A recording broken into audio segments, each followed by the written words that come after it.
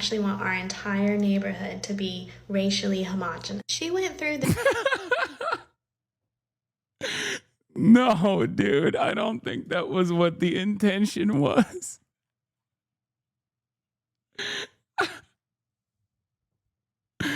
I think she just meant like she wants to have a lot of children.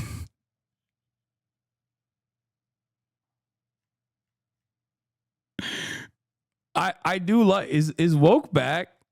Because I feel like, let's see, Penguins will cover the Taylor Swift drama, and then we'll get into it as well. I'm pretty sure this is the first video I've ever made with Taylor Swift as the focus for it, and that's because I just don't really have any strong feelings on her or her music. I don't know a whole lot about her, like, in her personal life or anything other than, like, all the breakups and stuff, but that's just not something I tune into super deeply. All I know is she's got some songs in her catalog I like to wiggle my finger to occasionally. Like, I don't dislike her music. I don't hate the songs that she's put out. There are a few boner jams in there.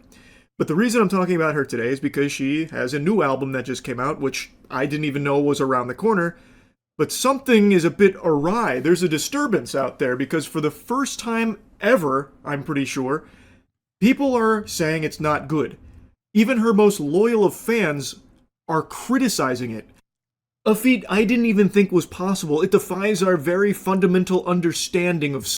Taylor Swift TikToks from yesterday, XXX. Oh my god, my internet, dude. Holy shit, it's so busted. Taylor Swift is... Her fans aren't saying it's not good because it's good. I have definitely heard from fans of Taylor Swift saying that the album is not very good. So much so that Cutie literally said it could be potentially because it's bad on purpose. No, I don't think it's like that. So, Cutie coping. I have a question. I have a genuine question. I put a lot of thought into this. 20-year Swiftie here reporting for duty with a question to the rest of you. Did I miss the memo where we were supposed to take this album seriously? Because what I remember is that it was announced on a podcast. I just don't know enough about like Swiftie lore and Taylor Swift in general to actively to be able to... I haven't even listened to the album yet. I've just been consumed with a lot of the takes off of the album.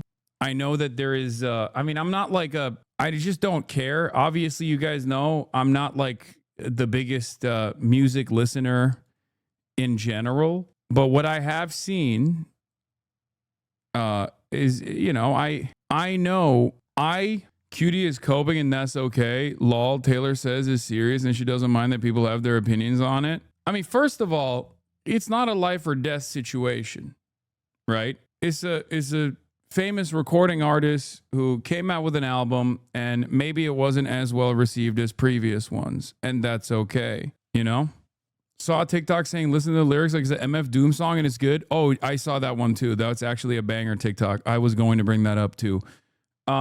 It's not the end of the world if this album didn't hit. You know what I mean? If this album didn't hit as well as previous albums did, it is what it is, right? Like it's not going to change the world. I will say, however, that there are a lot of people who I think were just like waiting for Taylor Swift's downfall too, because she's super popular. At least listen to this one. Canceled lyrical video. I don't know. I mean, she has like all the songs that I know of Taylor Swift and listen to from Taylor Swift are the songs that Cutie hates and says aren't good. Like, I know the popular songs and I like the popular songs that I hear. That's my take on Taylor Swift. Like, I just don't understand it. Otherwise, I don't understand it beyond whatever the top 40 platinum hits that she puts out. But given that she is a very famous recording artist with a diehard fan base, I feel as though there are a lot of people who are heavily scrutinizing the lyrics. Some of her fans are turning on her. As a lifelong Taylor Swift hater, some of those lyrics were racist, especially against black women, and I will not be hearing otherwise. I don't know which lyrics they are that are like anti-black women. Can't believe how soft you are with the happened to this channel. I just don't care. Like, I don't care about the hate either.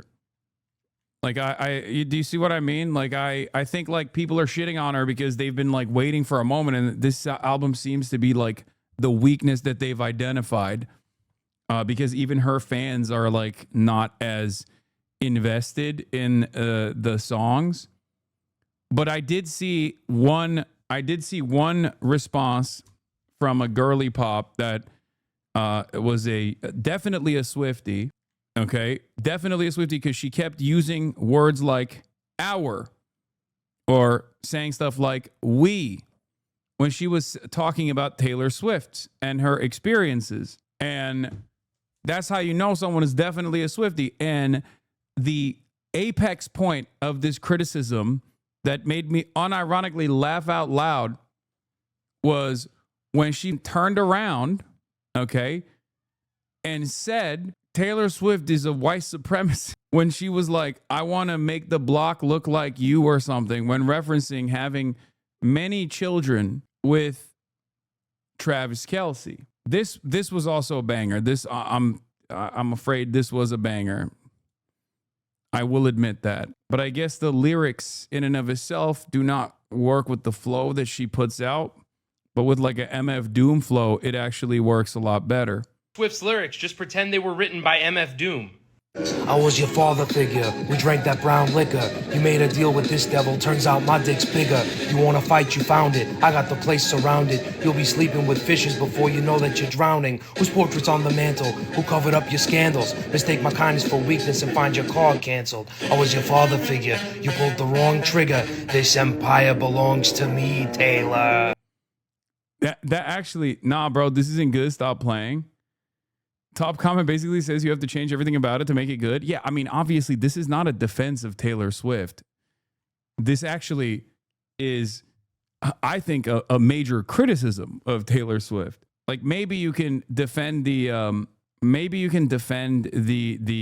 lyricism of it by pointing it like this, but this literally means that like the song works in an entirely different, if it's just an entirely different song and not the song that you are listening. But in any case, people are very mad. Is this the video you were talking about before? Wait, I think this might be the one.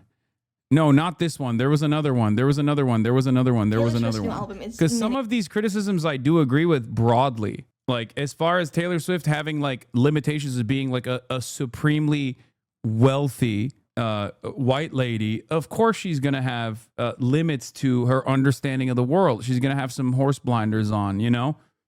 I don't disagree with that at all. But that predates this latest album, you know?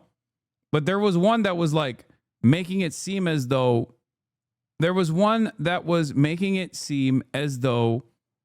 she was like actively and deliberately. Oh, this is the one. Yes, this is the one. This is the one. You know this is a Swiftie, by the way. Taylor Swift is handing the conservative agenda on a silver platter to the masses. And before I go any further, and before you argue with me, you cannot convince me that the master lyricist of our generation, akin to Shakespeare, the Easter egg master. Okay, like that's a. Can we? This has to be a Swiftie, right? Like, I mean, she's saying unironically that Taylor Swift's like lyricism is akin to Shakespeare. Of our generation is not. No, this woman is a high Beyonce stan like me, queen. Wait, really? Aware of what her entire optics and lyrics and album and everything is giving at this very moment. And before you suggest that this was supposed to be a satirical album, I would like to remind you how she feels about this album in her own words. World to me to have this creative experience where like we knew that we had to bring the best ideas we've ever had. Yeah. And I also know the pressure I'm putting on this record by saying that, but I don't care because I love it that much. And there's not other ones coming. This is the. Oh, her name is Basis Christ. Oh, she is Bayhive. Oh my God. record I've been wanting to make for a very long time. I'll try to rapid fire this as fast as I can so that my video is not an hour long, but we're going to start with the rollout of the album, the announcement of the album on our boyfriend's football podcast. Our boyfriend who plays for the NFL, who we are now aligning our brand with, who is one of the most racist and problematic industries in our country. Yes. Listen, I don't know how long Taylor Swift's been doing this, but I know it's been a pretty good amount of time. She's worked pretty hard for her career. But why are we sharing what you are saying is the best piece of work you've ever put out, and you're going to share it with a man? You're going to announce it with a... This is where the optics are starting. We are creeping our way down the conservative pipeline, and before you say that's a reach, I'm not done. We all know what's coming next, the engagement. They got engaged as a package deal with the album rollout. Yes, they did. The album was announced, and 1 day later, 2 days later, it was announced that they were engaged. We could talk about how manufactured that is. We could talk about how inauthentic it is. We could also talk about how it is yet another step towards the... Basically, she says these lyrics over here somewhere in the video is actually promoting white supremacy. And maybe people will get mad at me, but like, although I am critical of Taylor Swift for, you know, for being a billionaire, being out of touch, flying around in private jets, hanging out with, MAGA Republicans from time to time, or people who are like, pro-Trump from time to time, as is the case with like wealthy people. I thought this was a little bit of a stretch. Have a couple kids, got the whole block looking like you. I don't think, or using AI, that was another one, but I don't even think that she would like deliberately use AI. I think she probably outsourced it to someone who was using AI. But I don't think this is her literally fucking being like... And a baby face, they want freedom. They want 3 dogs they call their kids. But I just want you. Have a couple kids, have the whole block looking like you. And say that again. I want to have your white babies, and I actually want our entire neighborhood to be racially homogenous. She went through the... No, dude, I don't think that was what the intention was.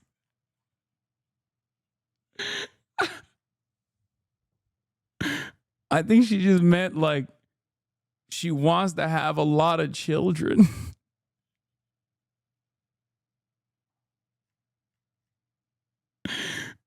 I do like, is woke back? Because I feel like this is like 2020 era of woke. I think this is like, you can say she's like tradwifing it for sure. But like when you say this is, basically her saying the 14 words, I feel like that's not, I don't know. I feel like that's maybe a stretch. But then again, I haven't seen talking like Travis Kelce. He's out there every single week putting his life on the line. She's talking about Travis Kelce like he's some journalist in Gaza fighting for his life. Wait, what? Taylor Swift addresses why she hasn't headlined the Super Bowl halftime show yet. I'm in love with a guy who does that sport on the actual field. That's violent chess. That is dangerous. The whole season, I'm locked in on what that man is doing on the field. Can you imagine? He's out there every single week putting his life on the line. And I'm like, I'm wondering what my choreo should be. I should do 2 verses of Shake It Off into Blank Space into Cruel Summer would be great. This has nothing to do with Travis. He would think this is great. I'm too locked in.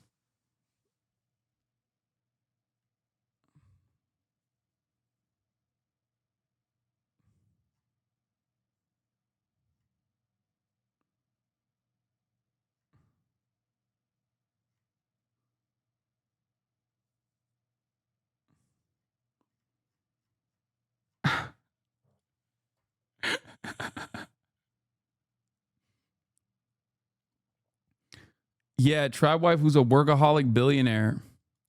No, I'm saying that the presentation is like she's very happy. She's very happy about her relationship. And the album, I think, reflects that. And I think maybe it's not... Hasan, you don't understand this because you're white? What do you mean? Understand what? I mean, I don't know why she's talking like she's a cop wife over here. You know what I mean? I guess objectively, the NFL is probably a little bit more dangerous than being a cop.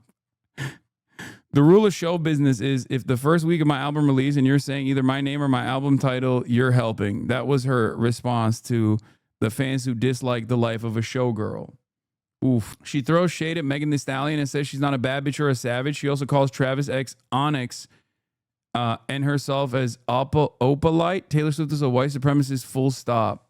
I mean, I'm not a Swiftie by any metric, okay? But I feel like a lot of people who are angling this from every avenue so far has taken it to, dare I say, extreme levels. Let's hear this one. Unfortunately, good is not one of them. I knew the album wasn't going to be good as soon as the title was revealed, but the promo pics made me curious, so I have listened to the album in full. And now, having listened to it, the album's problem is glaringly obvious. I am a hot girl, by the way. Stay away from Megan Thee Stallion. What's my interpretation? I mean, I haven't even listened to the music, so Taylor Swift. This makes it all the more humorous for me because I haven't even listened to the fucking music. I've heard more commentary on Taylor Swift's new album than I have heard Taylor Swift's actual new album. The problem is Taylor Swift is aging out of being a white girl. Before you scroll, let me cook. When Taylor was a teenager, she wanted to be a pop star, so her parents decided to take the country route. Keep in mind, this is the 2000s. Pop music was highly sexual, it was sleazy, and then you had things like bling rap. It's not a place for a little white girl. Country music, on the other hand, loves a little white girl, and she's blonde, they'll eat her up. So her family moved from Pennsylvania to Tennessee to launch her country career. That's why for the first several years of her career, she faked a southern accent. She was trying to fit in. I thought it was funny that she was talking about Travis Kelce's penis, though. That was pretty funny. Like that I thought was lyricism. That was bars. He has hard wood and it gets me excited. It opens his redwood tree, opens my legs, stuff like that. She's just horny. Why is she so horny in this album? I mean, she can be horny if she wants to. But for me, it kind of felt like she was trying to do a Sabrina Carpenter thing, you know? God forbid a woman get dick down and enjoy it. Yeah, I think like, if anything, so you did listen? No, I saw the lyrics online and I thought they were fake because I've seen a bunch of fake lyrics online about how like I went back in time to vote for Adolf Hitler. There was one where there was a dude that was posting saying Taylor Swift, one of the lyrics was, I went back in time and voted for Adolf Hitler over and over again. And then she says, I punched every woman on the way to the voting booth. I punched every woman in the face on my way to the voting booth to vote for Adolf Hitler. Yeah, wow, this new Taylor Swift album is disgusting. I went back in time and voted for Hitler. I went back in time and voted for Hitler. I went back in time and voted for Hitler. I punched every girl I saw in the face on the way to the booth to vote for Hitler. That's so stupid. It's real. You can tell because of the screenshot. But I'm not a black bitch, and I'm not a savage, but I'm scared that you might cheat on me with the black hood bitch, and she's gonna have a fat ass, and I have a flat ass, and I don't have no titties, but your last ex, she has some perky titties, and I'm a insecure white girl with a flat chest, thinking that I. Is it because Travis Kelce dated almost exclusively black women before Taylor Swift? Is that what it is? Is that the angle? Is that the meta? Yes, bro. Keep the fuck up. I mean, dude, I don't fucking know about goddamn Hollywood celebrities, bro. What are you talking about? I just, yeah, that's why Opalite versus Onyx. What is Opalite? Opalite. Pop superstar slammed for racially charged lyrics aimed at fiance's ex, Cleveland.com. I beg you, please stop. The Swifties are going to get you deported to El Salvador. Listen, I'm not saying nothing. I'm just looking at what's going on. Okay, this is the video you need to watch to understand the drama. It's annoying because everybody keeps sending me TikToks, but it's like half of them are memes like this. Like I haven't arrived at a TikTok that like, oh, this is the one that everyone keeps posting. Okay, we'll fucking watch that one here. Is obsessed with black women. Let's talk about it. Taylor Swift is obsessed with the fact that several of her exes have moved on to date black women, and she perceives this kind of conquering of Travis as an end or disruption of this pattern, and she's boasting about it in this album. Let's start with Opalite, which is very clearly about Kayla Nicole, Travis Kelce's ex-boyfriend whom he dated off and on from 2017 to 2022, and oh, Kayla Nicole happens to be black. The lyrics in Opalite could actually not be clearly more like targeting Kayla Nicole, right? It references a video that went viral a couple times in which Travis is literally berating Kayla for being on her phone. Meanwhile, she is an influencer, so that is weirdo behavior because she was working and it's very controlling, but it is very clear nonetheless that that video is referenced in Opalite. The lyric reads, "You couldn't understand it, why you felt alone, you were in it for real, she was in her phone, and you were just a pose," right? Like, Taylor could not have been more obvious and like less creative here. It's not enough to me that like Taylor is using this like crazy like worldwide medium to best a woman that like previously dated her ex. It's also the fact that like Taylor is fully aware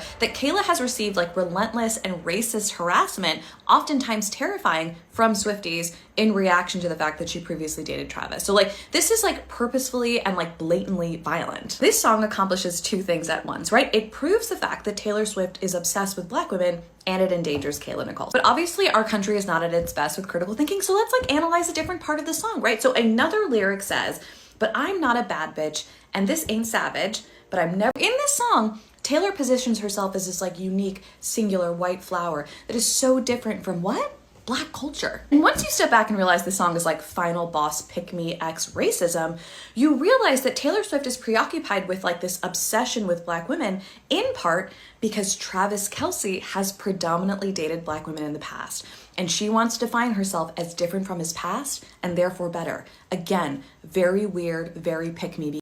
Oh my God, Opalite is in reference to Midnight's album? Wait, so she's not even mentioning Opalite as a counter to like Onyx or something? Is that what it is?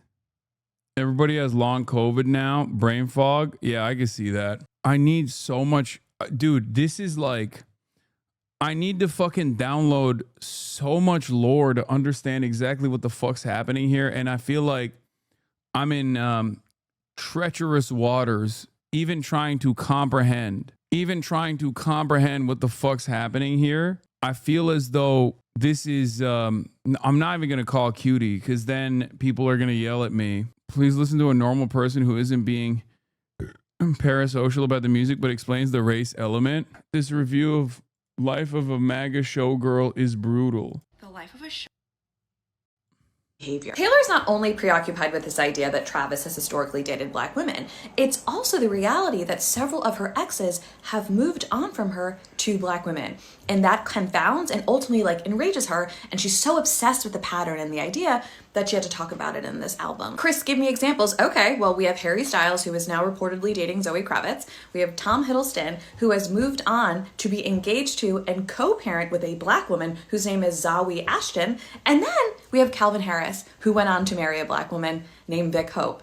So it is a pattern, and Taylor Swift is clearly aware of it because she is obsessed with her exes, and all of that together is making me feel very, very strange. And ladies and gentlemen of the jury, today I'd argue that this idea, the idea that white men have historically left Taylor Swift for black women, is part of her personal mythos, right? I imagine she finds it both confounding and devastating that these men have left her, who is like the pinnacle of Western white beauty, right? She is the ideal white woman. Meanwhile, all of these white guys are leaving her for black women, and I'm sure it's really pissing her off. So when Taylor like secured Travis, she achieved the ultimate feat in her mind. She had convinced a white man to leave black. I'm gonna be honest, I feel like this is a bit of a stretch. Like, I'm saying that even if I were to believe that Taylor Swift like despises black women, which I have no reason to assume that there isn't like, you know, regular whiteness embedded in that sort of like attitude. Like, I don't know if this in and of itself is like the reason. So true, bro. She voted for Kamala. Wait, what? Yeah, I wouldn't believe this shit if it wasn't for that song Canceled is so ass. Yeah, I feel like the Canceled song is the one that is more indicative of her like making a potential potential move in the opposite direction rather than all this other stuff. Taylor and Zoe are really good friends. Zoe was one of the first person to listen to the album. Jesus fucking Christ. Okay, well, you guys got to stop sending me what every Taylor Swift song sounds like to me. What is this? Why are you gonna? Oh, I can't hear. Braid my hair. Last summer it was perfect. It was you and me. Hand in hand like slow motion in the movies. I braid my hair just because I can. We stay up late and throw glitter in the air. Let's dance in the sun, 'cause we're wild and we're free. Dance in the moonlight while kissing in the ocean. I can see you in my dreams. Okay, I mean, she's kind of cooking for that.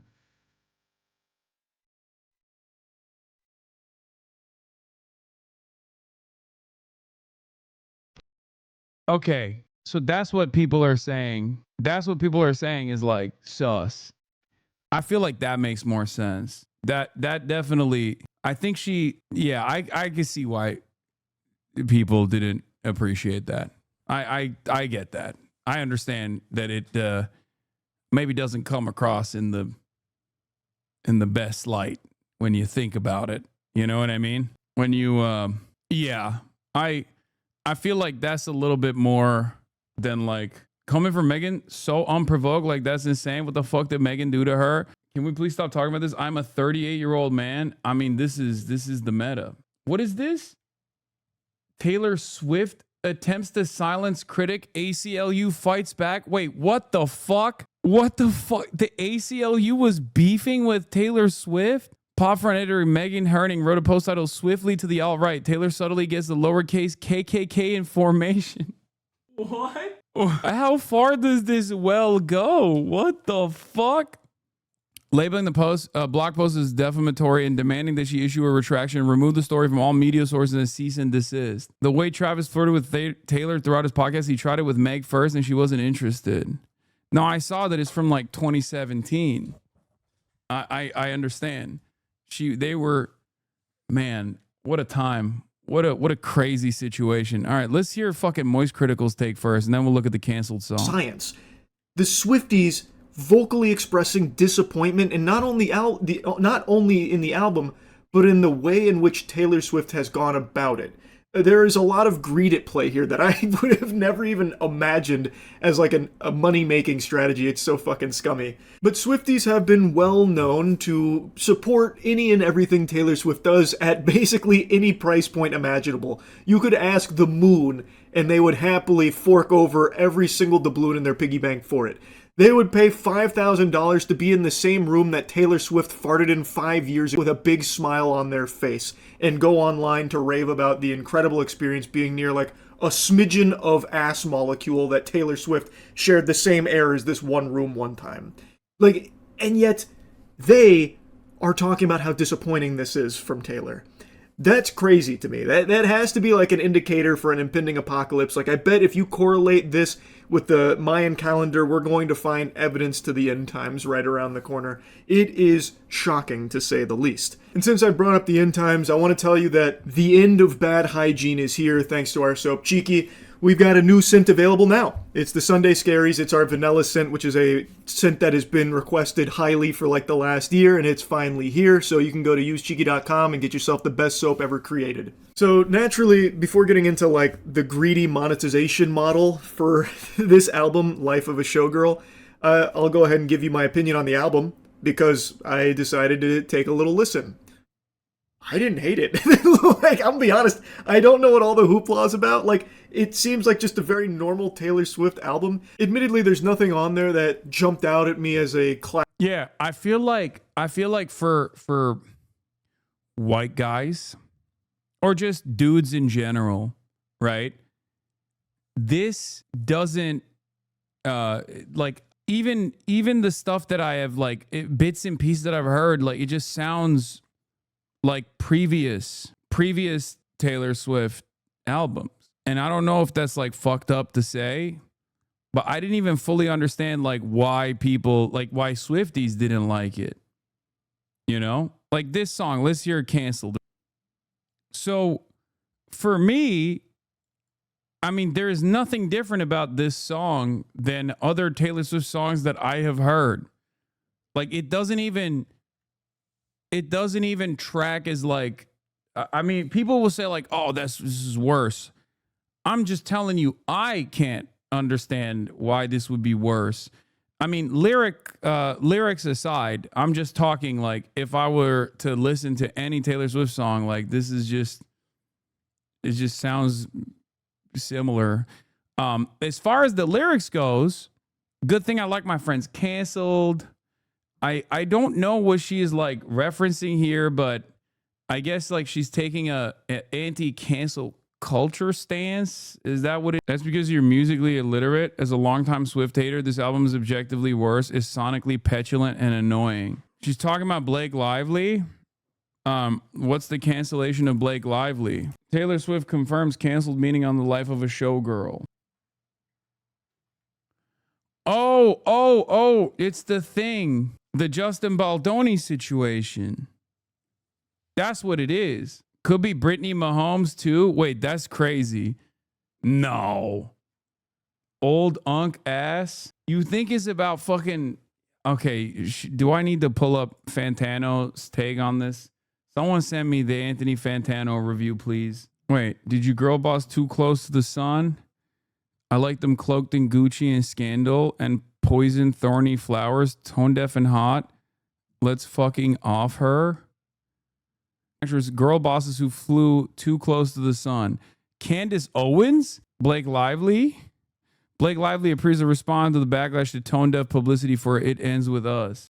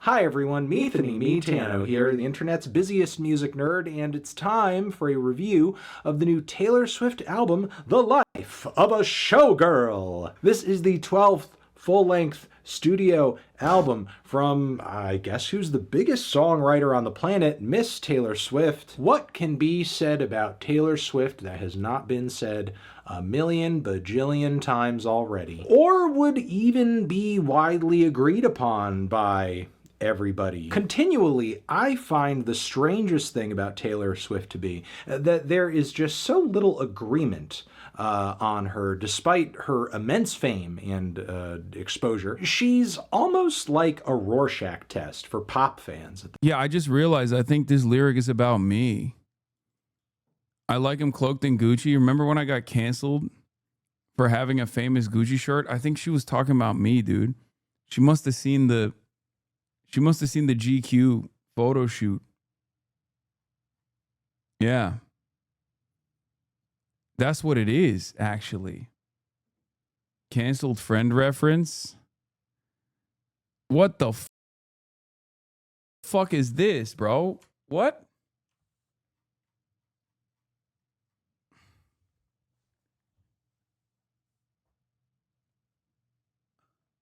Huh?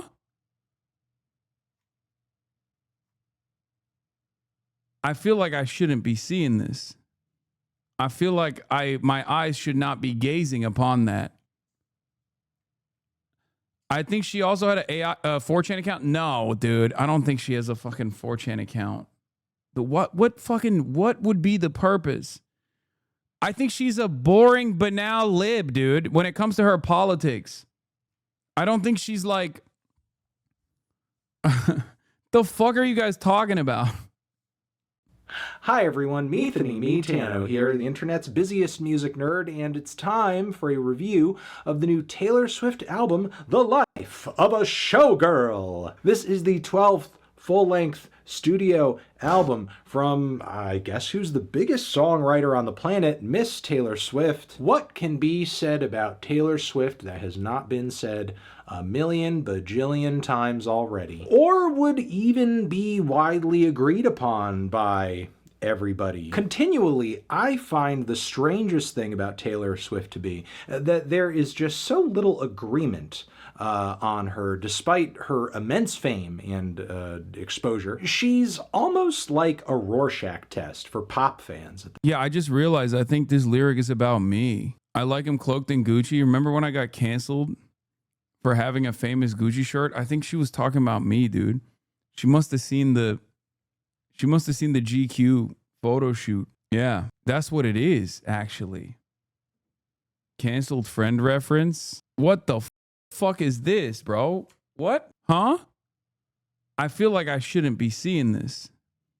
I feel like my eyes should not be gazing upon that. I think she also had a 4chan account. No, dude, I don't think she has a fucking 4chan account. What would be the purpose? I think she's a boring, banal lib, dude, when it comes to her politics. I don't think she's like, the fuck are you guys talking about? What is it about Taylor Swift that makes people, both lovers and haters alike, that go absolutely nutty mode? And by the way, boring and banal libs can still exhibit white supremacist qualities. Abso-fucking-lutely. That doesn't mean.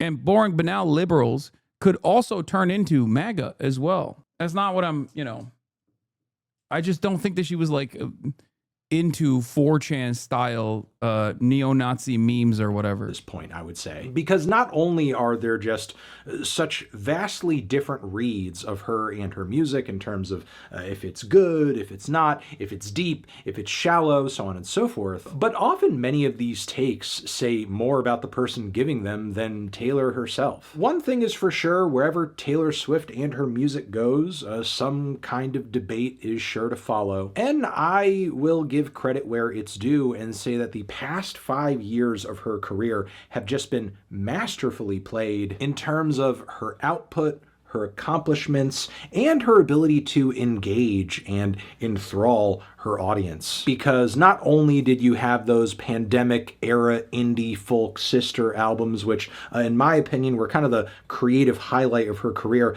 thus far, but then in addition to that, there was also the massively successful Eras Tour. And let's not also forget, she was re-recording and re-releasing all of her older records in order to have master's copies of those albums that she fully owned, only for her to have recently bought all of her masters back anyway. And then also, she was still dishing out new album cycles too, between Midnights, as well as the very lengthy and massive Tortured Poets Department, both sort of divisive albums in their own right in her catalog, but their commercial success cannot be denied. So even if they weren't strokes of creative genius, they most definitely showcase strokes of marketing genius. So Taylor is truly at a point right now. What? Swiftie is 17 years here. She did, in fact, have a 4chan account as far as we know. She wasn't into alt-right memes, but was just there for attention. Wait, what? She had a 4chan account? Wait, what do you mean? It's an anonymous poster. What do you mean? That sounds fucking crazy. That sounds like something 4chan is self-cooked up. She used 4chan to name her cat Meredith. Like, people don't even have 4chan accounts in general. Why fans think Taylor Swift has a 4chan account? Okay, we can't even fucking... Oh my God, let's stay on message now here. In her career where she is really just operating with cheat codes on. She can truly just do anything she wants just because. But despite everything currently coming up Taylor, it does seem that she is trying to do her best to give her fan base a highly demanded reset of sorts with the life of a showgirl. And how is she doing that? Well, first off, she is cutting the fat, basically throwing away the endless sprawl and lengthy runtimes of projects like Folklore and Evermore Together, as well as the Tortured Poets Department, which, if you remember, pretty much got extended out to 2 full albums with the deluxe edition. And this project is also, in its own way, a departure from the sonics and instrumentation on Midnights too, because at least for now, Taylor Swift is moving away from her tried and trusted producers, Jack Antonoff, as well as A song being shown something, it took people years to figure out. Wait, I don't immediately understand this. It must be fake. I mean, it just sounds so far-fetched. Am I crazy? That does seem like super far-fetched. Because, first of all, like, people just don't have... Do people even have accounts on fucking 4chan? And you're just out of touch with the reality? I guess maybe. Like, it's anonymous. It's very, very... It's for the most part, it's anonymous. So it's, like, unlikely that she would have an account on an anonymous fucking messaging board. Specifically known for being, like... Specifically known for being fucking... It's a 30-year-old white girl, but if someone had an account... Wait, what? Back in the day, you could have something called a trip code that would allow you to post with a username. Is that what happened? Pretty sure Liv Agar's QAA pod did an episode on this years back and found the claim dubious. You make so many assumptions based on something you admit you know nothing about. Like, where's your curiosity? I mean... That's why I'm thinking that it's not very... It seems a bit far-fetched. Because I am not oblivious to 4chan. The hacker known as 4chan.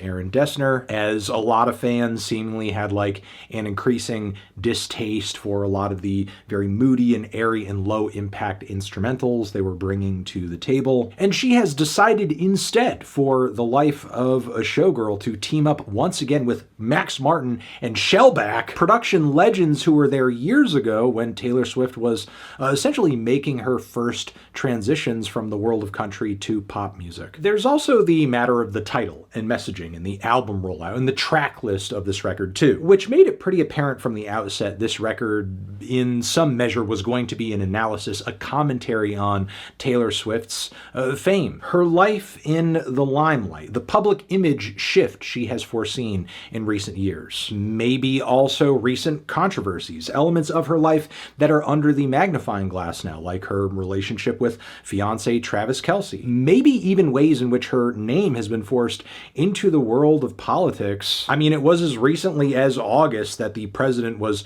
truthing about this woman, talking about how she's a woke singer and no longer hot, and how he can't stand her, which is a kind of insane thing for a pop star to have to experience, even if it is this president. But from the start of this record, it's clear that Taylor Swift has something much more personal in mind, as the opening track here is about, yes, a relationship, which may for Taylor Swift be a typical topic, but is it a typical angle? No, because in Taylor Swift's relationship tales, she's usually a power player, or if she is feeling screwed over, she's boldly asserting her side of the story. But now in this instance, she is depicting herself as essentially having her life saved by Travis' love. Because if he did not love and care for her, she would befall the same fate Ophelia did after Hamlet rejected her. I mean, let's also not forget that he murked her dad too, which,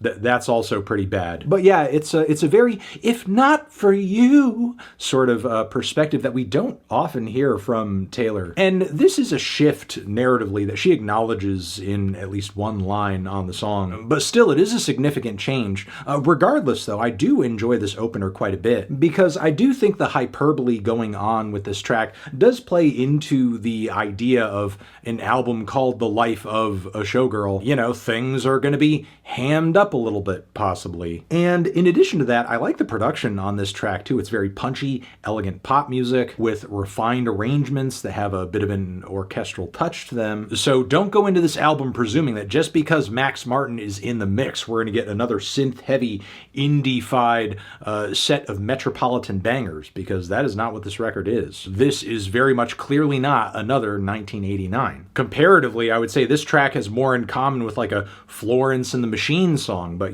just like a little lighter and not so over the top. And I would say still at this point too, vocally, Taylor, a lot of Lana Del Rey influence. She just cannot let go of the impact that woman's sound and singing has had on her. But at least this time around, she's doing a slightly better job of kind of owning it in a way to where it doesn't feel like she's just doing an imitation. So I'm putting on every white guy's take. Yeah, this makes the most sense. No. Well, I mean, I am trying to, first of all, we started off by listening to another, a brown lady. So it's not even correct. In addition to this, I would say a lot of these same elements are present on the following track, Elizabeth Taylor, but they're turned up to 11 with bigger drums, grand piano touches, strings, shoutier vocal passages too. Really cute lines as well, like "Be my NY when Hollywood hates me." And the track for the most part seems to very much be about how love and fame intersect for her, while also addressing her potential shelf life. As we have Opalite, which I would say is another highlight on the album, contributing to a pretty strong first leg. And the verses on this track read with the same groovy, soft pop rock instrumental palettes that you might catch on a Fleetwood Mac classic. But then it bursts into this jubilee of 60s girl group vocal harmonies. Big contrast, but simultaneously Taylor and her collaborators somehow make it work. And they've really modernized this sound with sequenced drums and digital reverbs that make all the instrumentation sound real starry. Overall, it's one of the more toned down songs in the track list here, but still, it's smooth and catchy nonetheless, and a welcome change from a lot of the turgid and tedious pacing of many songs from Tortured Poets. But Showgirl, as direct as it is not entirely a simple listen, because Taylor very quickly in this track list begins to complicate things a little bit with some very strange messaging and points of view, like on Father Figure, which is another number that does stick with me, honestly. In instrumentally and melodically. I do think it's quite the earworm. And I also appreciate how the drama of this track fits in with the... You don't listen to music, so you won't know, but this review reeks of Fantano taking Dark Money. The album is that bad. Dark Money? You think Anthony Fantano took Dark Money? Like Taylor Swift funded Anthony Fantano's review. You know, aesthetics and the overall mood. He gave it a 4 out of 10. Guys, spoiler, dude. And vibe of a showgirl album. On some level, it does feel like Taylor is a little in character, as to me, this song kind of reads like the act of putting on a mask so you can get away with saying the sort of things that you actually want to say. As on this song, Taylor is very much playing out a bit of a power fantasy, talking about some sort of protege who she pings as reminding her of a younger version of herself. But deeper into the song, the lyrics talk more about Taylor's own character than this person, kind of portraying herself as this very benevolent father figure who protects the family and is kind of like guiding and helping this person, and all they ask for in return is that they are loyal. And while at first this figure comes across like, you know, very nice and very understanding, I mean, still the way this operates, it's still very cold-blooded, it's business-oriented, it's his way or the highway. It's actually maybe a little Trumpian, especially as how her dick is bigger, and also you'll be sleeping with the fishes before you know you're drowning. So yeah, there are elements of this track and this character that are kind of unhinged, and as catchy as I think the track is, parts of it do skeeve me out because there are elements of it that feel like it comes from a place of sincerity. But for as much as I have some light criticisms for this song, the album begins to take a real serious nosedive into Eldest Daughter, which musically is kind of like your stereotypical millennial somber piano ballad. Taylor really retracts the claws on this one and instead portrays herself as somebody who is just overcome with sadness because of how dark and cynical the internet is, with lines like, everybody's so punk on the internet, everyone's unbothered till they're not, every joke's just trolling and memes, sad as it seems, apathy is hot. And not that these feelings or observations are completely inaccurate, but it's more of an issue of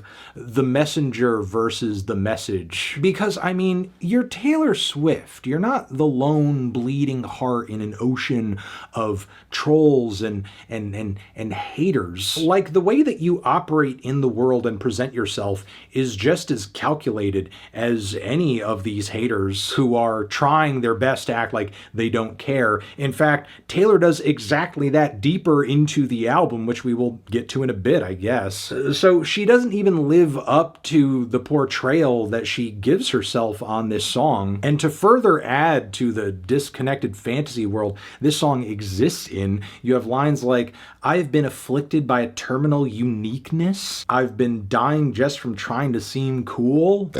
I'm sorry, I get indigestion just thinking of saying that line. I've been afflicted by a terminal uniqueness. Do you have 4 months left to live? Like, what stage is this terminal uniqueness? Has it gotten into the lungs? After this, we have Ruin the Friendship, which more like Ruin the Song. I mean, it's not the most unique pop songwriter song out there for sure. But, you know, if you like some old school Taylor Swift or some Jewel, you'll at least find something in the very personal and tragic story this song has to offer, as the track is all about a high school crush, the nostalgia, the imagery, the tension of, you know, wanting to kiss this guy. But then suddenly, he passes away in an absolutely... The fact that every one of these Taylor Swift lines is 100% sincere makes me cringe that much more intense. Yeah, I mean, that in and of itself is like fine. I feel like people treat that as though it's like a ridiculous statement, but like, yeah, it's just, you know, it's just fucking cringe. No, that's what it is, right? Genuinely heart-wrenching moment. But then Taylor's takeaway and advice from this point forward, given that fact, is you should have made sure that you made out with him anyway. Like, the relationship status in the song is a bit muddy, and I would hate for someone to take the wrong message away from this track and think like, you know, I should just wantonly try to steal other people's girlfriends and boyfriends because who cares? It's better than living with the regret of having not made out with them in case they die. Following from here, we have more low points, like with the song Actually Romantic, which is a pop rock number with a very tried and true chord progression that, believe me, you've heard a million times. But sadly, the performance on this track never really truly rocks. It just stays kind of... One thing that I've experienced with... One thing that I've experienced with, what do you call it, with comedians is that when they reach a certain point in their career, because comedy, just like music, is about your personal reflections, your personal experiences, things that you have observed, things that you've experienced, and trying to make light of that, right? That's what comedy's about. And music is not dissimilar to that as well. Music is also about your lived experiences, your relationships, you know, the ups and downs and stuff like that. One thing that I've noticed with like comedians is when they reach a certain point and become incredibly wealthy, they become out of touch. They become out of step with regular folk, okay?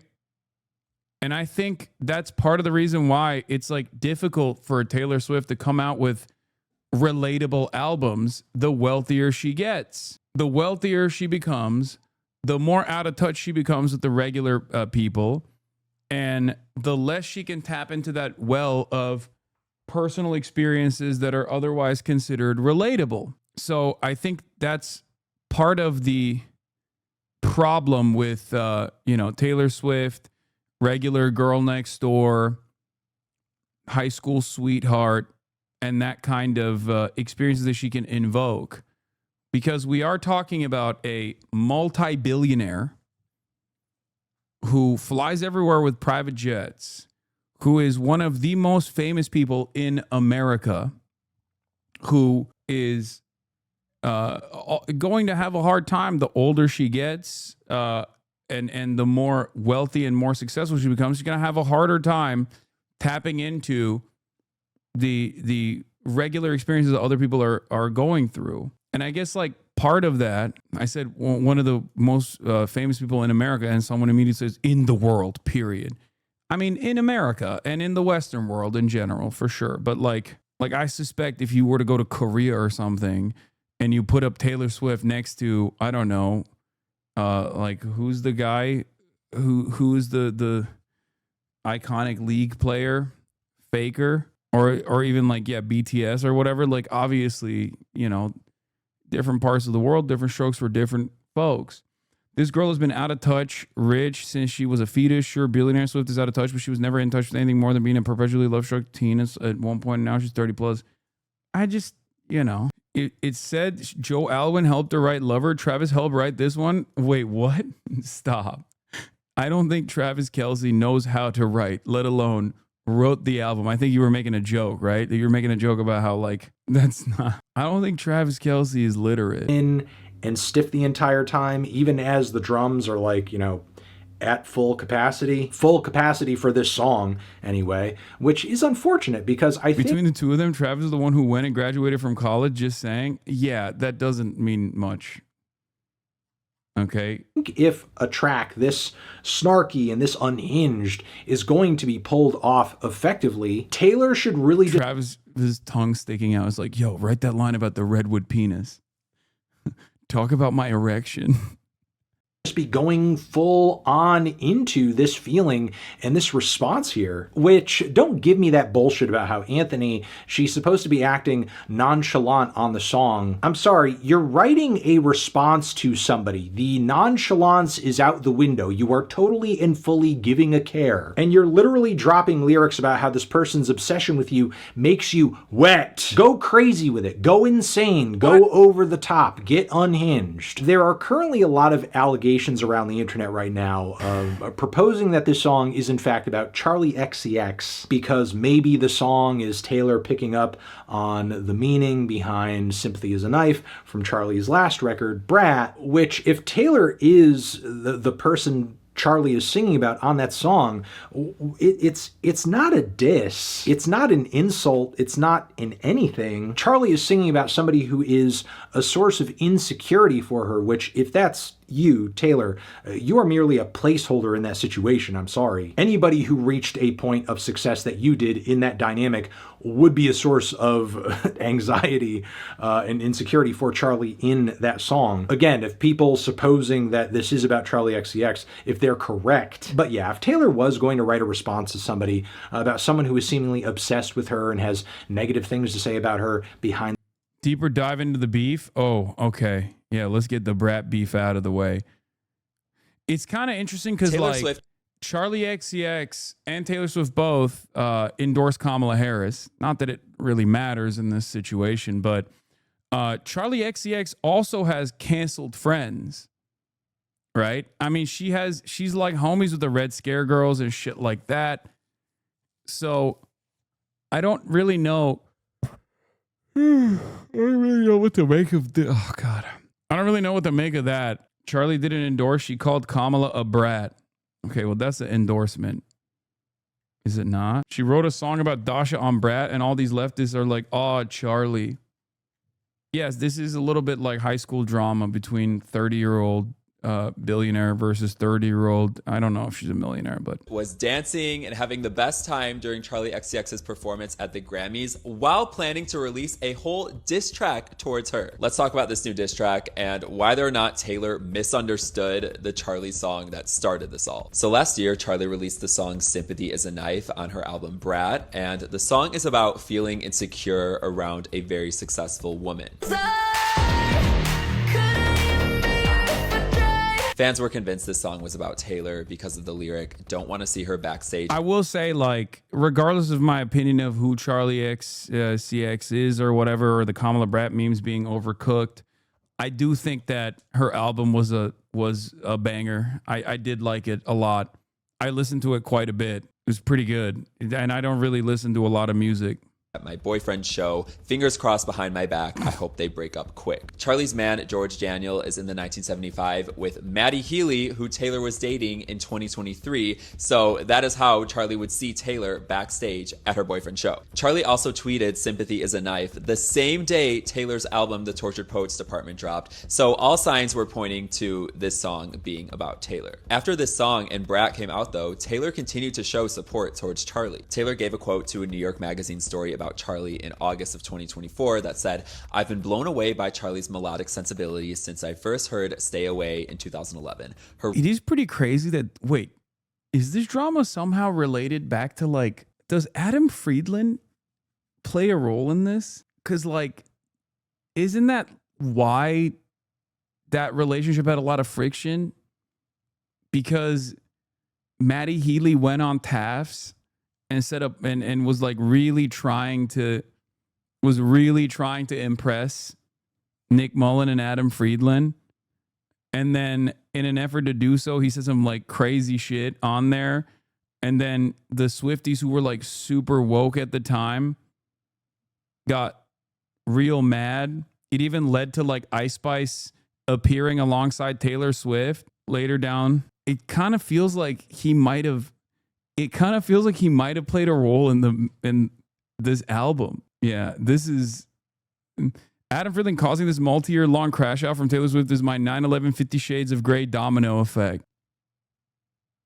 Charlie used the attention on her to post on her story about the protests going on in Israel, and Taylor's ex Joe would do this as well. Travis Kelce's response to Wood. I mean, it's so descriptive. I've listened to it like 3,000 times. It's insane. It starts subtle, but then the second verse is just not subtle at all. Not subtle at all by the end. It's crazy. Hey, what's going on, you guys? Oh, you heard the song. Bro, it's crazy. Good for you, pal. Pat, you've been showering next to me for years. You know this. I mean, yeah, I've seen it, but I've never seen you put it to work. Yeah, you know that Mark Jackson meme where it says, like, I'm sorry, I was unfamiliar with your game until now? Yeah. Yeah, it's kind of like that, but with your I mean, I don't know. Maybe I'm just that good. You might be the coolest guy I know. I can't believe I'm throwing passes to a tripod. I'm not gonna lie, the podcast shout out was sick. The most famous pop star on earth wrote a song about how great your dick game is, and your big takeaway was that she shouted out your podcast. It's free advertising, all right? The free advertising is that everybody knows you're packing a hip breaker down there. You're the coolest guy I know, Trav. She called it a redwood tree several times. Yeah, several times. And a magic wand. So is this gonna make it?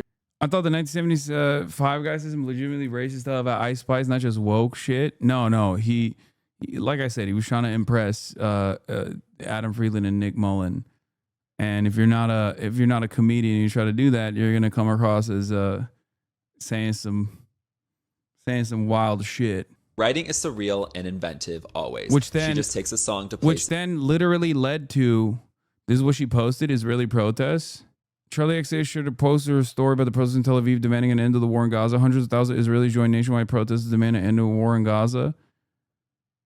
I mean, it's, you know, all right, cool. You wouldn't expect it to go, and she's been doing it consistently for over a decade. I love to see hard work like that pay off. And that was the same story that highlighted the photo shoot Charlie did with a severed, bloody hand that had a friendship bracelet on. A lot of fans thought that this was some sort of shade towards Taylor because Taylor's whole brand at the time was friendship bracelets, which were insanely popular during the Eras tour. But Taylor was still vibing to Charlie's performance at the Grammys. Taylor recorded The Life of a Showgirl in summer of 2024, which means that she gave a quote to an article praising Charlie and danced to her performance at the Grammys while already having her song, her diss track, actually romantic made. The song is about someone who hates on Taylor so much to the point where Taylor is actually flattered by it because it's giving fan behavior. The opening lines of the song are, "Heard you call me boring Barbie when the coke's got you brave, high fives my ex, and then you said you're glad he ghosted me." And this is the chorus.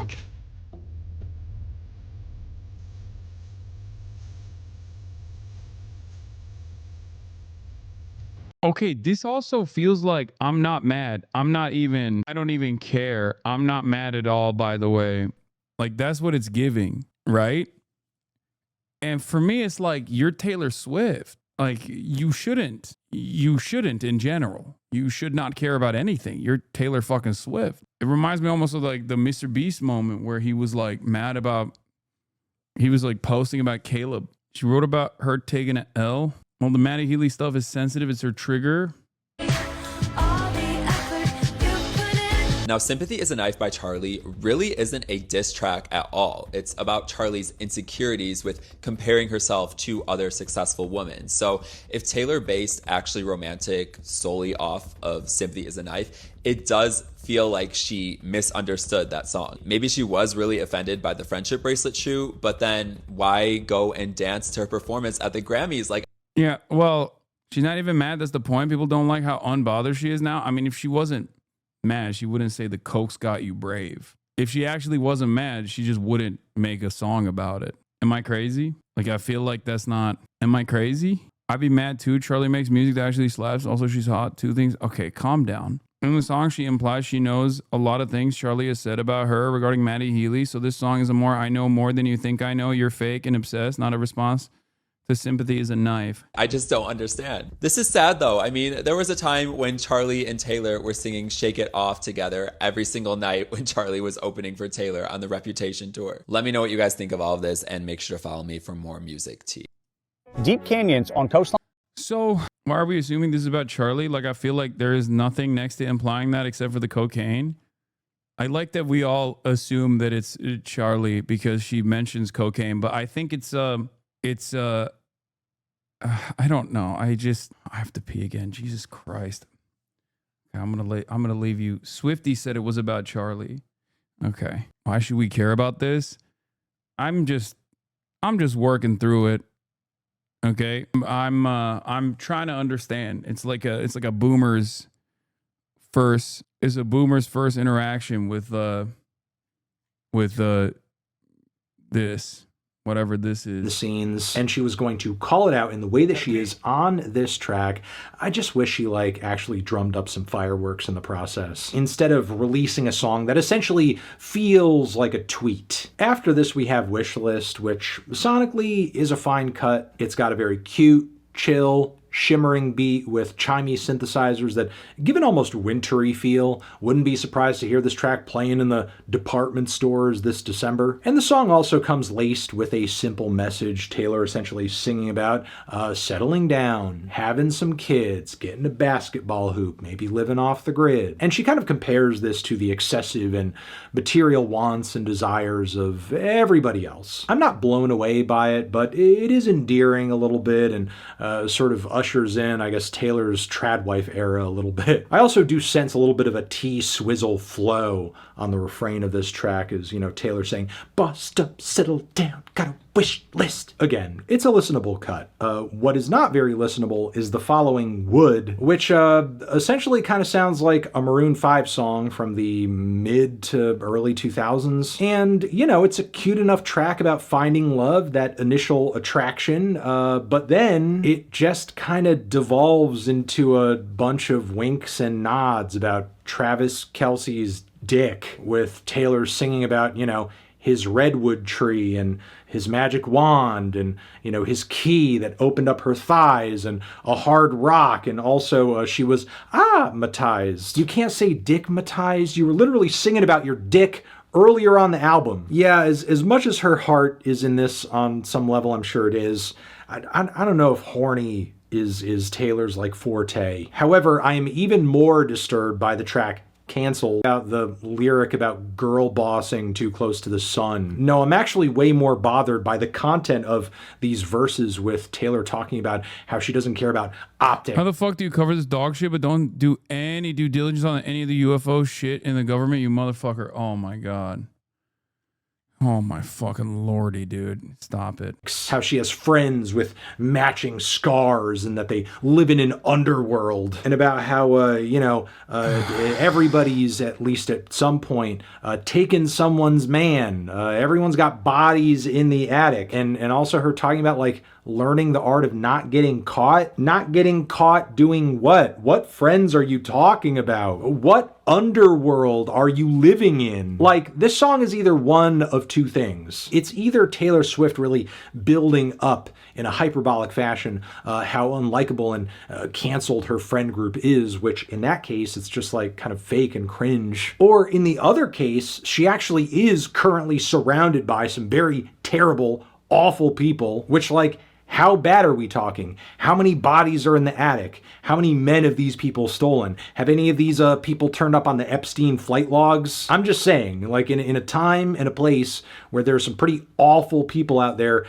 not getting repercussions for the terrible things they do out in the open, this is a very strange song to release. Like, very out of touch, very tone deaf. After this, Honey, I just don't want to or know how to get into, because it really is a pointless snoozer of a track. It adds nothing to the album that all the songs previous to it didn't already. It's really just like the biggest nothing burger on the record. And then we have the closer, which in my opinion is just a weak finale. I mean, some of the instrumental palette changes are kind of cute and definitely kind of give way to that showgirl vibe and aesthetic and angle the album is trying to play. But all these changes, all this building doesn't really culminate into a grandiose finish that leaves things feeling worthy of the title, The Life of a Showgirl. I mean, sure, the song is obviously a commentary on fame and performance itself, but honestly, we've been subjected to endless strings at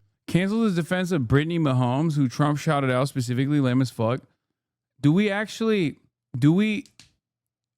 have proof on that? Like, do we know that there confirmation? No shot you are going to do this? No, I'm asking what it is. Is she that tight with Patrick Mahomes' wife? Yes. Oh, I don't know. I didn't know that. They go on double days often. I know that Patrick Mahomes is or not Patrick Mahomes. Patrick Mahomes' wife is like is MAGA. I know that. Yes, they're besties, and Patrick Mahomes' wife used to also be besties with Travis Kelce's ex, but she dumped her for Taylor. Wait, hold up. Taylor Swift sends Brittany Mahomes' handwritten note on the heels of canceled song speculation.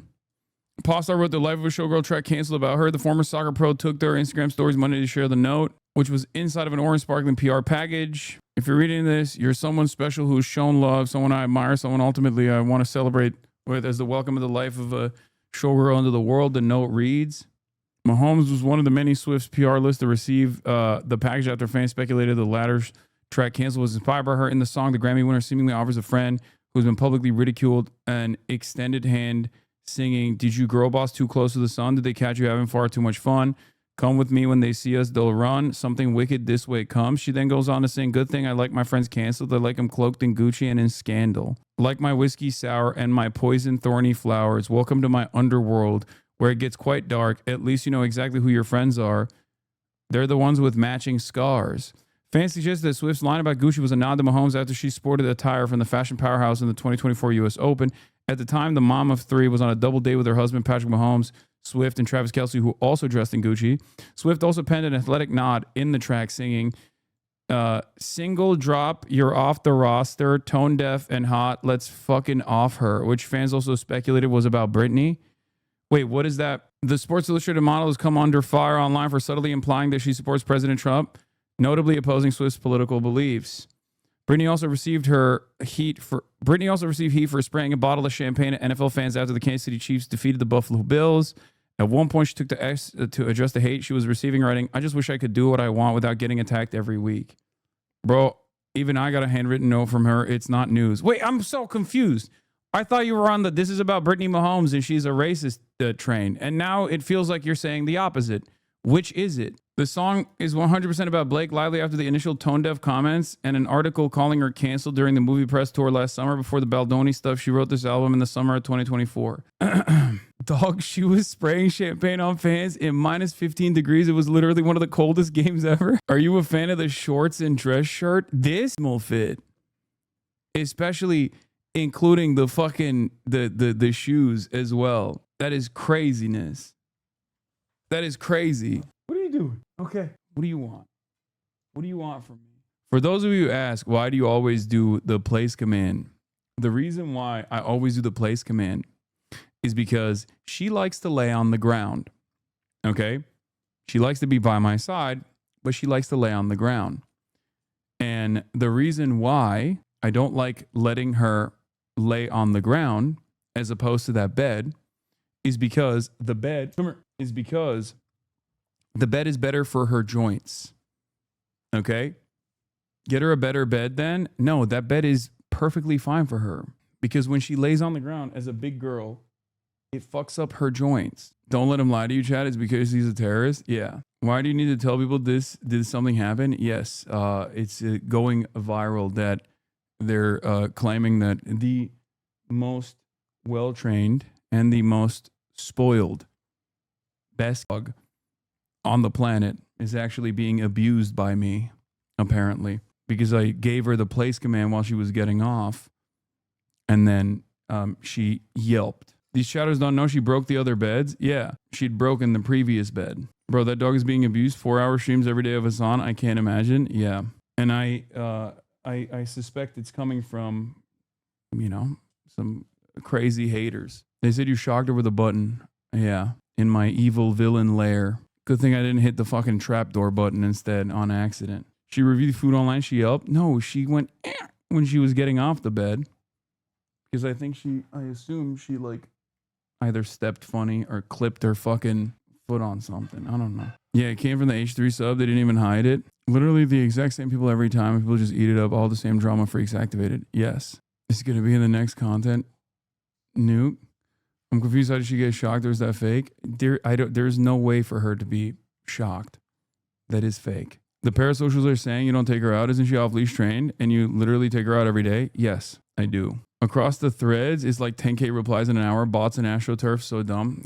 It is what it is. What are you going to do? There were like 7 LSF threads about this. Ethan made like 6 Instagram posts about it. There's no real drama here. It's 100% manufactured. Shared on the C Sam Stinney sub. Then went to KKK3 sub, and then went to LSF. Probably Diddy Dan AstroTurfing again. Yeah. Bro, I never get threads notifications about this one, but I got one. Bobby Althoff is the CIA. Plant is an activist now. What's your verdict on Taylor Swift? I think everyone is out of control. Israel calls prominent Democrat mouthpiece for Hamas in blistering October 7 post. The Israel foreign minister said Mamdani stands with Jews only when they are dead. Incredible. All right, let's get back to the Taylor tweet. Taylor T. This point from the pop world of, many a single, many a record that analyzes exactly that. What does this track bring to the table that all of those other songs and albums didn't already? Not much, outside of a decent Sabrina Carpenter feature. But yeah, unfortunately, a truly forgettable ending to an album that starts a lot stronger than it finishes. But yeah, that's the life of a showgirl, I guess. Sadly, I'm very torn on what. Did I lose connection again? Am I still live? Can you guys see me? Can you see me? Because the chat stopped. I don't know if you can see me or not. Oh, fuck. This keeps happening today. I don't know why. It's very annoying. Kaya, please. Taylor Swift had to offer this time around. In one breath, I really do like that this album was poppier, catchier, punchier, more direct and to the point. Again, cutting away at the excessive runtime of the Tortured Poets Department and all that. But Simon is some of Taylor Swift's worst writing lyrically she has ever done in her entire career. Worst, tackiest, most out of touch, most childish. I mean, people have been saying this, and I do tend to agree, that there are songs that she wrote when she was a teenager or in her early 20s that comparatively to many songs on this album are more mature and more poetic. But I mean, you don't even need to go back that far. Just look at some of the autobiographical and otherwise writing that was all over folklore and evermore. Like just 5 years ago, Taylor was writing immensely more mature and smarter tracks that had just a lot more depth to their emotions, to their storytelling, to a lot of things, frankly. Sadly, I feel like this record's biggest issue is that it truly is just dumbed down, which is why I'm feeling a light to decent 4 on this one. Tran? People are saying this is too positive of a review for Fantano because he's like a routine slapper of 2s on albums.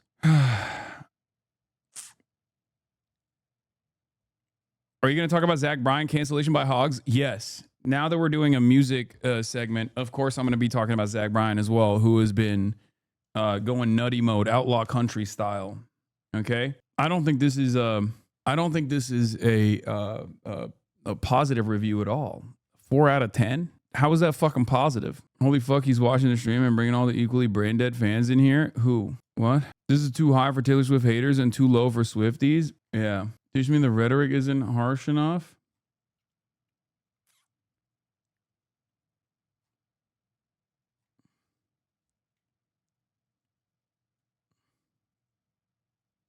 How does Gavin Newsom game more than you? You already know why. Anyway, where were we? Oh, it's too high for me as a Swiftie. I'm going to be honest. I think she's paying people. Fantano got paid. I'll be honest. You have to make sure you're a human. What the fuck's going on today? I can't even go on fucking Genius. Eldest Daughter by Taylor Swift. 5th track on The Life of a Showgirl falls in the vulnerability that's undeniably displayed on Swift's track 5s.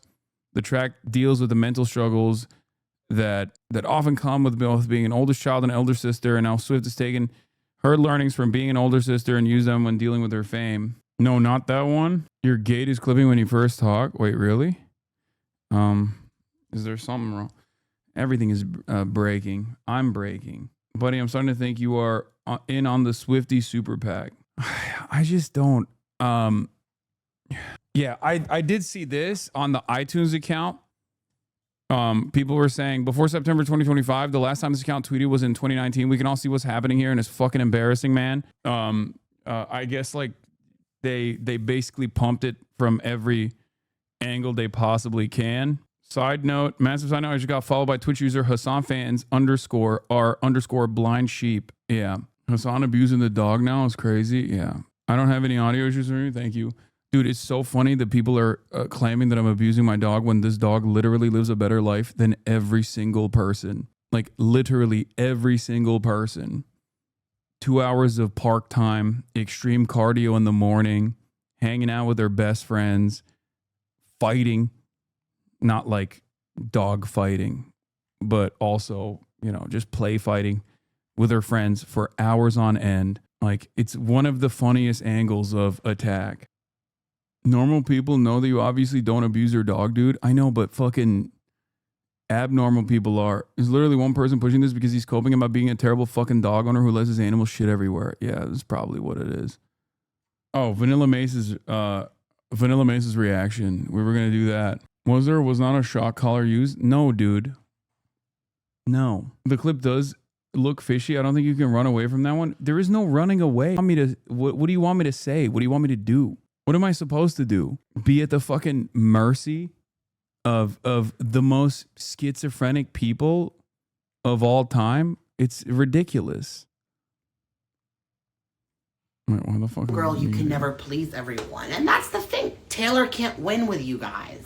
The album is supposed to be hated on. It's a metaphor for how, as a showgirl, you can never please everyone. And that's the thing. Taylor can't win with you guys. Midnights was too poppy for y'all. So then she shifted to Tortured Poets Department, which was too deep. And now she took all your feedback and put it together, and she made The Life of a Showgirl, and it's not enough for you. So when will it be enough? Did you girl boss too close to the sun? You are not allowed to hate on that song because that's about her great grandmother's aunt Helga, who passed away in the quakes in 2004. I'm not. Okay, this is a meme. Let's see what watching Cutie Cinderella go through 5 stages of grief with The Life of a Showgirl is so funny. We already watched this. We didn't finish that one. Let me see what Vanilla Mace had to say. Not even kidding. I genuinely think it's a joke. Like that, I'm being serious. I think it's a joke, and she's gonna be like, just kidding, y'all, here's the real one. That's how bad. I had a revelation. I'm like, dude, why are people so mean to Taylor? Like, come on. Me trying to just see the good in everyone. I'm like, guys. So then when this album was coming out, and, you know, Cutie was so excited, I was like, you know what? I'm gonna give her the benefit of the doubt. I'm gonna give her the benefit of the doubt for this album. As someone who is not necessarily a Taylor Swift fan, I'm gonna give her the benefit of the doubt. When I went in there and Cutie started playing some of these songs and doing a tier list, I couldn't believe my ears. I genuinely couldn't believe my ears. It literally sounded like AI. I'm not kidding. It sounded like ChatGPT wrote it. She literally was like, that's why you're bae, and that's why I'm swag, and that's why he's the GOAT, and that's why I'm mad. And genuinely, that's what the fucking album sounded like. I'm not even over exaggerating. That's genuinely, if you haven't listened, that's dead ass what the album sounds like. Like, it's literally that bad. Like, it's everything's just. She's gonna come out and say Travis Kelce wrote it, and then she's gonna be like, that lyric was from Travis Kelce. Memes and everything is just trolls. She literally says that. I'm not making that up. She deadass says that part. The girl boss too close to the sun. Oh, it's just everything about it is so cringingly millennial, and this is coming from somebody who is a fucking millennial. She says everything is just trolling and memes in a song. I feel like there are a couple things that you're not supposed to do. Okay, if you're a director, you're not supposed to put smartphones in your movie, because I feel like it genuinely ruins like a form of communication, and we have yet to figure out a way to like showcase the back and forth and like text message conversation and stuff like that in modern day. Like, it's just never good. Whenever someone tries to showcase text messages, it's like very difficult. Now, obviously, there are some who are able to do that well, Paul Thomas Anderson, but it's just still not like a very cinematic thing. Okay. This is a real issue, by the way. This is not even a fucking, or not Paul Thomas Anderson. Sorry. I was thinking of Eddington, Ari Aster, but this is a real problem that directors have, which is why in most movies, if you notice, like, in most modern movies, they like try to stay away from showcasing like phones in general. The reason why I say that is because it just doesn't look aesthetically pleasing. It just like brings you out of it. It brings you out of the world that they've built. A brief look at texting and internet and film. Anyway. That was 11 years ago. Okay, things have gotten even more aggressive, especially because like there is a fuck ton of texting and a fuck ton, like we use this shit all the time, is always on us, right? And it would basically destroy, like if you were to do it, if you were to use smartphones in movies as much as we use it in the real world, I feel like it would look strange. Like there would be a lot less interpersonal relationships and things of that nature. But basically, I would go so far as to say that utilizing the terms trolling and Miller vein, okay, like you should under no circumstance in any song ever say, if you are a serious recording artist, a musician, things like trolling and memes. Oh my God. Oh Lordy. That's like it fucking dates the song for no reason. I think it dates the song and it's no longer timeless.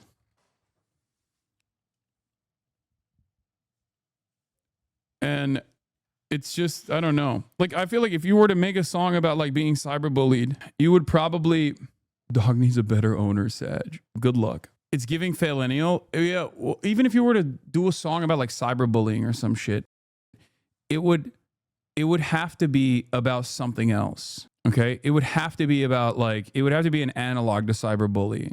You could be a great owner, but what you did was fucked up, casually shocking her. I didn't do that. Why are there so many people who are so easily fucking duped? It's just my fans themselves as well. They get like the most easily tricked community members of all time. You keep addressing it, man, they won't stop. No, that's what I mean. It's just like there's nothing I can do about that. Is the juices coming in? Exit a breakdown of it. Oh my God. Prince is called and says dating songs is an overrated concern. When you keep reading the comments, they get encouraged to keep baiting you. That's true. Is the bar like this? Taylor uses the term kismet in one of her songs. Respect.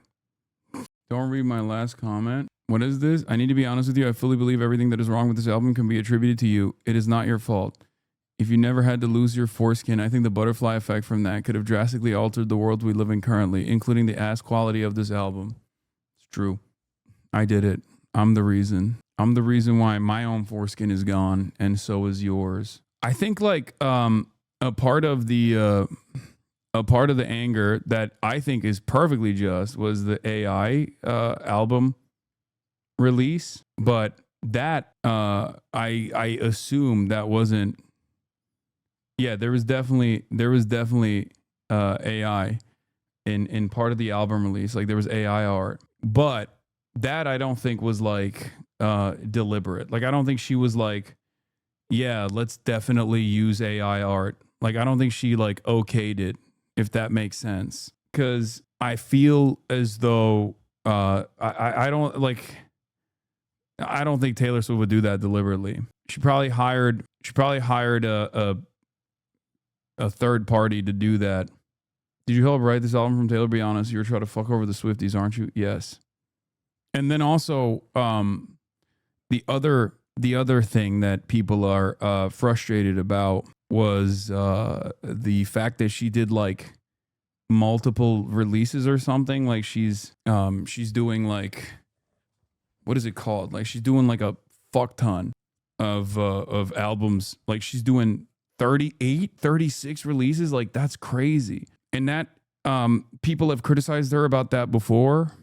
I think she's done that before where she like people claim that she's doing that to one, farm her audience, but also people have criticized her for, or people have speculated that she's doing that for staying on the top of charts. Isn't that what it is? Like to continue charting? It is what it is. Classic that's going to be talked about. This is, one of her top tracks or anything. But it wasn't nails on a chalkboard or anything. It didn't feel like it was just lazy throwaway garbage. Like I didn't feel like I was listening to "You'll Cowards Don't Even Smoke Crack" or something. Like it was just very simple. Not to throw shade at "You'll Cowards Don't Even Smoke Crack," of course. But the point is, it just felt like a really normal Taylor Swift album. It wasn't extraordinary, but I don't think it was nearly as bad as I'm hearing a lot of people say. The only track on here that actually did raise my eyebrow was Wood, which is a song about Travis Kelce's wiener. It's about a little more than that, but that's kind of like the focus is Travis Kelce's meat. Kind of lyrics that just make you go, ooh, instead of have you snapping your fingers. Forgive me, it sounds cocky, he amatized me. I actually had to look up what that was. It's apparently dickmatized instead of hypnotized, where you get fucked so good that you get hypnotized, apparently. At least according to fan interpretations of that line. There's a lot of layers to this onion, of course. It's very deep songwriting. And opened my eyes, redwood tree, it ain't hard to see, his love was the key that opened my thighs. Girls, I don't need to catch the bouquet to know a hard rock is on the way. Oh. Like, when I heard that for the first time, it brought out the same feeling as the first time I heard Riley Reid freestyle rap. It was just, it was visceral. These lyrics really do feel like something I myself would write as a joke for one of our songs, The Gentle Men. And who knows, maybe Taylor Swift is a fan of The Gentle Men and was inspired by our songwriting styles. Because, like, I could see myself writing some shit like that for a goofy track. You know, penis appointment, you know I'm on time. He's dunking his balls like MJ in his prime. Like, it really does sound like something I would have cooked up for sillies. But, I don't know, the way, the rest of the song, it kind of plays it pretty straight, like pretty serious. And it's just, I don't know. That, out of all the songs on the album, that's the only one where I was like, oh. But anyway, enough about the album itself. I think it is just like a very normal, generic Taylor Swift album. Do I think it's anything special? No. Do I think it's anything abhorrent and as awful as everyone else seems to think it is? Also no. But I did see a banger tweet that a buddy of mine sent me that I guess kind of sums it up nicely. I said, Taylor Swift's new album sucks and I didn't even get a single death threat from a Swiftie. That's how bad it is. For those that don't know, since basically the beginning of Taylor Swift's career, anyone that speaks out saying like, I didn't really like that, they get dogpiled. She literally stole her lyrics from a tweet. I mean, that's... Swifties, when Ariana sings about her sex and doesn't write it like he stuck his long wood in my redwood forest and let his sap ferment my... Oh my God. Redwood tree, it ain't hard to see his love was the key that opened my thighs. I just think that she's not very sexy. And it feels like a person who doesn't like do a lot of like sexy stuff trying to do a sexy thing. Does that make sense? I don't mean like she's not hot or anything. I'm just saying that like she doesn't. How do I explain it? Oh, this stream's about to get you canceled, bro. No. I don't mean like she's not attractive. I mean like ooh, salacious, sultry, that sort of thing. You know? She's not your type, dude. No, you're misunderstanding me. I think Taylor Swift is beautiful.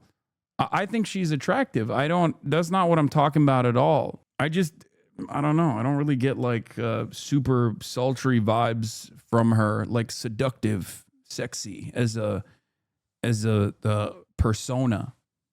Like she's not very raunchy.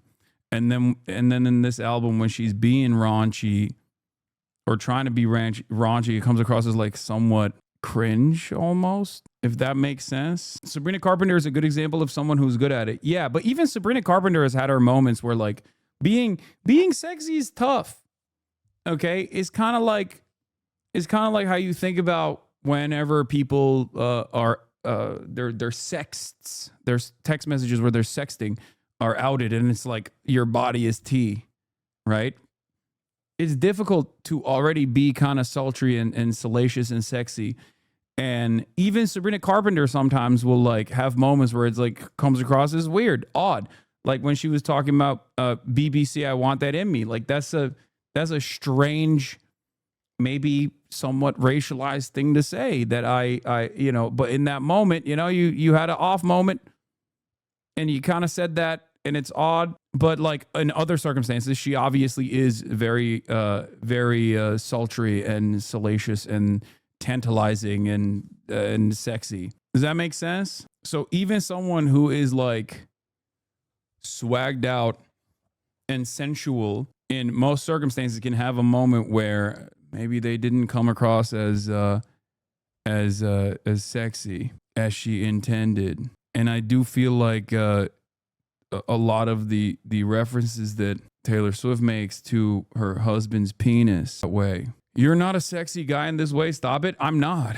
I know that. I'm not. I'm not very sensual and sexy either. I don't By think. Swifties with death threats, oftentimes racism. Like, the Swiftie online reputation has been pretty scary for a while, actually. And of course, it's not all Swifties, obviously, but it's enough to be kind of like a common thought, a stereotype for Swifties that has been around for a while. Where if you say you don't like something about Taylor Swift or her album... No, you saying the Sabrina thing was whack is whack. It was because the BBC said she couldn't do the dirty outro. She made a joke about the BBC thing, wishing she added in her to not do the outro, bro. Yeah, but it was a fucking double entendre. Like, what are you talking about? She quite literally follows that up, that lyric with the fuck. I mean, it was a double entendre. It was a play on words. It was a little bit cringe, but like the reason why I'm using her as an example is because she is objectively very good at doing that kind of like talking about being sexy and being hot and being desired. It's a part of her persona. It's a part of her her whole appeal and her shtick. You know what I mean? So the reason why I was mentioning that is because even someone who is very good at presenting herself that way can sometimes still come across as like, kind of cringe, and it happens. But Taylor Swift, on top of that, is not exactly known for doing that kind of sexy talk, if that makes sense. Get ready for some of the most colorful insults you'll ever read and a lot of death threats. So now, with the actual album itself out of the way, let's talk about how she monetized it, how she tried to squeeze more money from all of her fans, because it is egregious. I think this is probably why there are so few people coming to her defense here, because this is kind of indefensible. This is an article from a site called Defector that kind of broke it all down and gave like their review of it and talking about the monetization here and how greedy it is. So, upon announcing the album, Swift put up a vinyl for pre-order on her site, and then another, and then another. Before the album was even released, she had promoted and sold on her site 8 exclusive vinyl variants in different colors with different names, and 8 CDs and 1 sweater which comes with a CD. The vinyls cost $34, the CDs cost $20, the sweater CD cost $70, and one of those was a Target exclusive edition. Don't forget Target. The marketing scheme for each of these releases, which came one after another, was scarcity. They will sell out, you will never have another opportunity, hurry, show your love and devotion. And unsurprisingly, it was a very successful business model. She's apparently sold 2.7 million copies of the album in physical and digital. When she announced it on the New Heights podcast, she promised this album wouldn't have any bonus tracks. Historically, Swift has sold her fans the album and then asked them to buy it again to access extra songs. The Life of a Showgirl, she promised, was fully complete, but then on Saturday night, another countdown appeared on her website, and at the end of it, she announced 4 additional CDs of the same album that fans could buy. These versions cost $8 a piece, and each includes 2 exclusive acoustic versions of songs on the album. That means that in addition to the songs on the album, Swift also recorded 8 acoustic versions, but you can only hear them if you purchase each of the 4 CDs. You have to collect this shit like pieces of Exodia here to get the whole experience. It goes on to say she didn't lie technically. There are no new songs on the CDs, just an opportunity for her to make even more money. So the songs aren't new, but they're a different recording of the same song a different way. There's really no way of justifying that. The whole purpose is just to squeeze more money out of the audience because she knows they are going to lap it up 100%. Please click this. Is a photo of everything one Swiftie bought. Oh yeah, I saw this. Free yourselves from the belief that being a true fan of the artist equals hyper consumerism. Yeah, this is fucking nutty, dude. The amount of gear that you purchase to demonstrate fealty to thy lordship is kind of wild. Fought all the time to get the rights to all of her stuff just to be.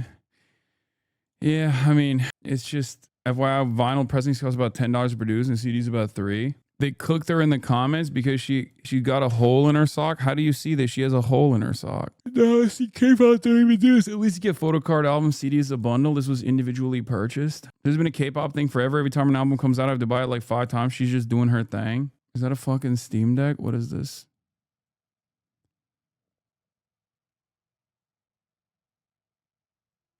Steam Deck.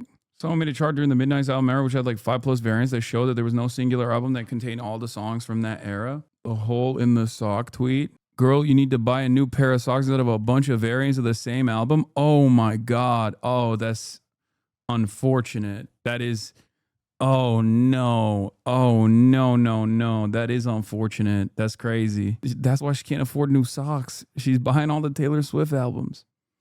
At some point, you just have to say, don't buy it. Then if an artist puts out 15 copies of the same album, people keep buying it, it's kind of on them. Like with Skyrim re-releases. That is true. That is true. I think people in the gaming space know this better than anybody else, you know, still consistently buying the same exact thing over and over again. Hoping to relive the glory days. You know, all that was thrown on Klarna. Oh God. It is what it is. I will never stop buying Resident Evil 4. And they are. Like, it is still making tons of money, even though it's not being received overly positive. Another thing they're putting her feet to the fire for is apparently this new album rollout. So, it's pretty clear that this is big time money making mode here. This isn't really about the artistry of her craft or anything. It does seem like the whole goal here is to try and squeeze as much out of this album as she possibly can. With so many like additions and shit, even cutting corners on to use AI. Like, she has unfathomable wealth. There is just no excuse for not just hiring a real person, a real artist for that. The only reason she'd use AI is to save money, which is pretty crazy considering she's a fucking billionaire. Like, how are you gonna cheap out on this? It's so wacky to me. So it's hard to disagree with people expressing their sentiment that Taylor Swift is just selling out and is looking to just make as much money off this album as she can possibly squeeze without really caring about the art or the community that she's built. Just kind of throwing Swifties into the mud and just treating them like a useful piggy bank she can tap into whenever she wants for delivering very... Jesus Christ, what kind of gambling debt does Travis have for all this being necessary? I don't think dude, what are you talking about? There's no amount of gambling debt that he could possibly have that she would need to sell. No, she's just doing this because she's just farming. I don't know. I feel like that part is just, people buy it, you know? He also is a multimillionaire. And she is a billionaire. I don't think that either of these people are you know, hard on their luck here, and they just have to like desperately make as much money as possible. That's why she didn't become a billionaire by a sheer stroke of luck. She became a billionaire by doing stuff like this, I think. Very little to them. Like I said, it's hard to disagree with that because why the fuck are there so many versions of this? Why are you using AI? Like, there are just so many things that are clearly just here because it's greedy. And I'm actually pleasantly surprised to see even the most loyal of Swifties calling it out, saying, like, this is unacceptable. This is really disappointing from Taylor. I thought she had reached this point where she was literally infallible in some people's eyes. Nope. Turns out, not the case. Okay? And we found that out today. Definitely not the case. I have to pee so fucking bad. Here's another critical race theory on the album. I have to pee. Shit. Is the kind of album that you release under an authoritarian regime. That's a comment someone left on my initial album reaction video, and let me tell you all the reasons why that's true. In our current political climate of a government shutdown, increased censorship in my own city of Chicago, military-style ICE raids where they're zip-tying children and arresting aldermen, some will argue that the life of a showgirl is a necessary reprieve. This is an album that celebrates joy, and the lyrics might not be that deep, and they might not say that much, but it allows us to have fun. I agree that her lyricism has